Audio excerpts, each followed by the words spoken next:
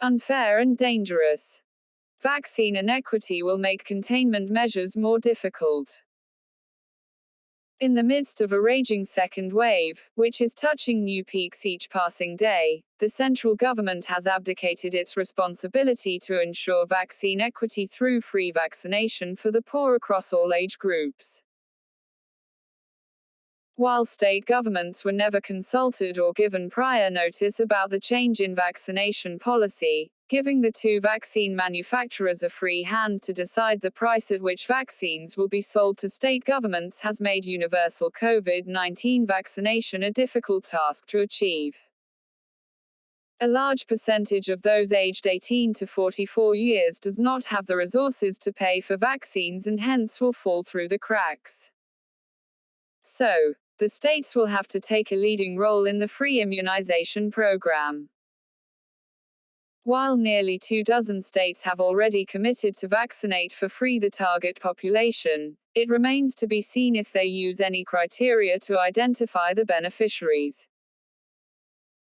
Never before has universal immunization of nearly 600 million people been left to state governments and the private sector, while the union government restricts itself to vaccinating for free just 300 million.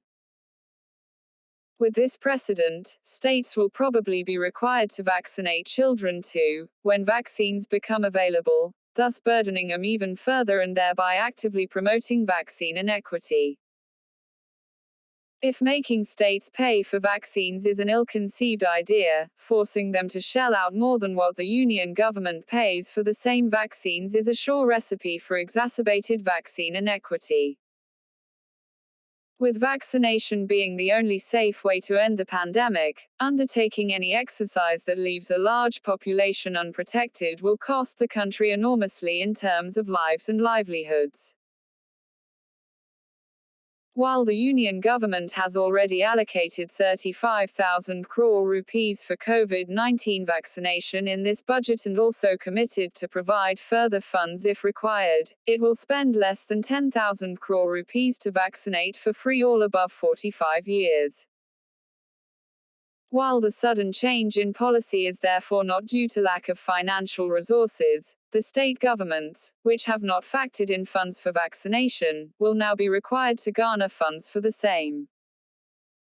There is hence a great compulsion to make pricing more transparent and allow states to collectively bargain for a lower price and assured timelines to receive supplies. The current policy, which has earmarked 50% supplies to state governments and private hospitals, takes the states and the companies to a completely uncharted territory, leading to competition among states, and between state governments and private hospitals. Vaccine shortage from both manufacturers is likely to last a few months. The combination of policy pandemonium, profiteering by vaccine manufacturers in the thick of the pandemic, and vaccine shortage is unlikely to result in a smooth rollout of vaccines for the target group. This could lead to a dangerous situation where containment and mitigation measures become even more difficult.